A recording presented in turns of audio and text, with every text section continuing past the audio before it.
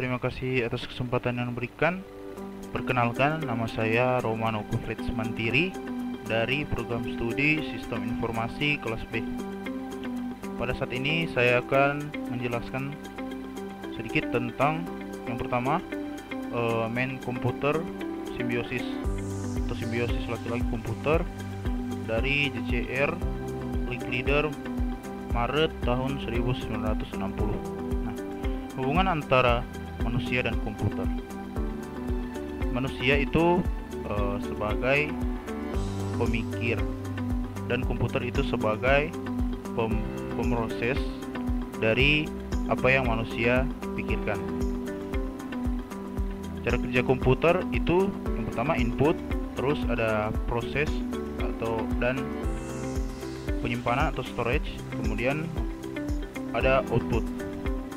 Nah, simbiosis antara manusia dan komputer itu menghasilkan sebuah data digital yang tersimpan di komputer dan kemudian bisa diakses kembali oleh manusia dari komputer.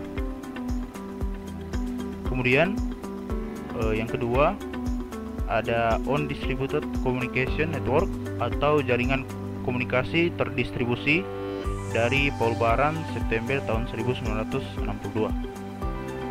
Paul Baran menemukan sebuah rangkaian dalam bentuk laporan on-distributed communication networks September tahun 1962 yang membantu dalam perang.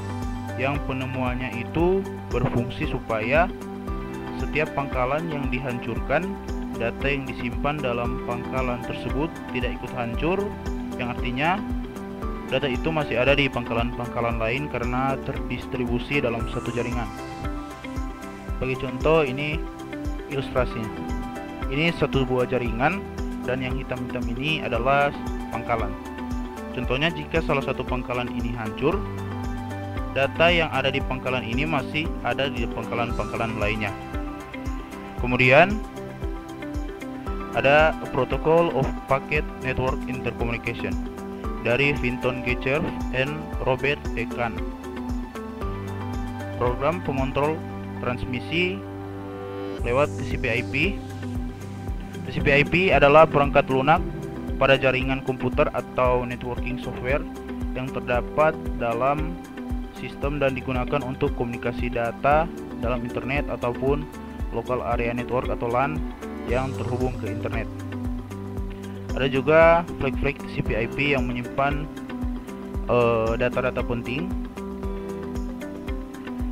Dan kemudian secara garis besar, cara kerja TCP/IP adalah menghubungkan antara komputer lain dan komputer lain. Nah, contohnya host A dan host B.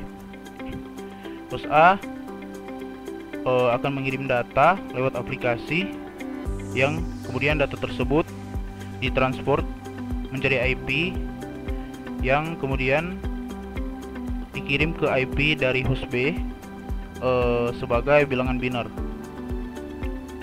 Bilangan biner kemudian ditransport lagi menjadi sebuah data, kemudian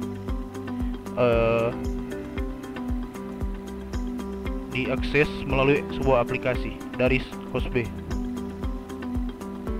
Mungkin hanya itu ringkasan singkat dari saya.